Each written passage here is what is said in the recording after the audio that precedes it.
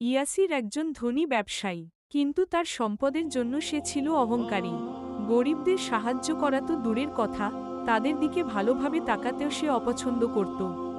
একদিন সকালে ইয়াসির তার দোকানে বসেছিল। এক বৃদ্ধ লোক তার কাছে এসে বলল, সাহেব, আল্লাহর নামে কিছু সাহায্য করুন। আমার পরিবার অনাহারে আছে।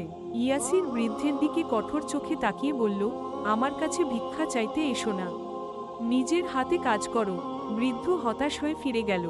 সেদিন রাতেই ইয়াসিরের দোকানে আগুন লেগে সব পুড়ে ছাই হয়ে গেল। তার ব্যবসা ধ্বংস হয়ে গেল, আর তার অহংকারও। সে বুঝল, ধন সম্পদ সবই আল্লাহর দেওয়া, আর আল্লাহ চাইলে মুহূর্তে তা কেড়ে নিতে পারেন। পরের দিন সকালে ইয়াসির সেই বৃদ্ধ লোককে খুঁজতে বের হলো। বৃদ্ধকে খুঁজে পেয়ে সে কেঁদে বলল, আমাকে ক্ষমা করুন, আমি ভুল করেছিলাম। এবার থেকে গরিবদের সাহায্য করব। দোয়া করুন, আল্লাহ যেন আমাকে ক্ষমা করেন। বৃদ্ধ আল্লাহর সন্তুষ্টি কামনা করে তার জন্য দোয়া করলেন। ইয়াসিরের মন পরিবর্তিত হল, আর সে বুঝতে পারল, প্রকৃত ধনী সেই, যে নিজের সম্পদ আল্লাহর পথে ব্যয় করে।